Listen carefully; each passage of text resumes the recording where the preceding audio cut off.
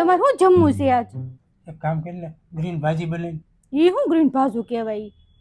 અરે ડોબી, તું એક કામ કર, તું તૈયાર થાય તને લઈ જાઉં. આયા મને તમે શું લઈ આવ્યા? એકવાર તું આ સાય પરાઠા અને પાવભાજીનો ટેસ્ટ તો કર તું. હાલો.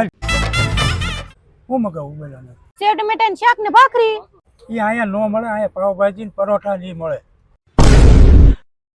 તો ભાજી ને પરોઠા મંગાવી લ્યો તો સારું, હાલ મગાઈ લઉં છું. બોલો સર.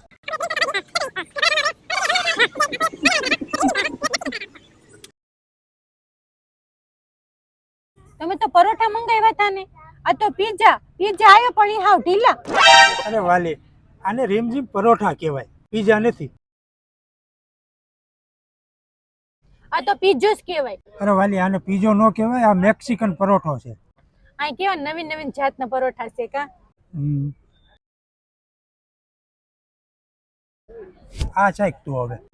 આ હું કેવાય? આ લીલું માથે આ લાલ નાખ્યું છે. આ લીંબુ હું પાવમાં નાખીને ખાવાનું છે? આને ગ્રીન તડકા ભાજી કહેવાય. અને બહાર કાઢ્યા જેવી નથી તને કેમ.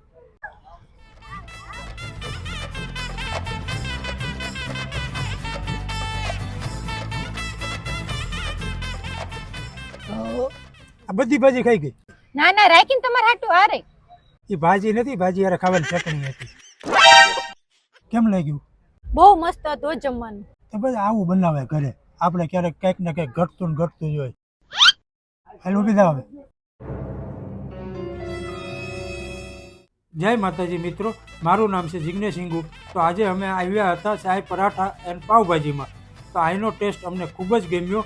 અને આ લોકોની ખાસ વાત તો એ છે કે ઘઉંના લોટમાંથી જ પરોઠા બનાવે છે. તો તમે પણ જરૂરથી મુલાકાત લેજો. એડ્રેસ અને નંબર સ્ક્રીન પર આપેલો છે.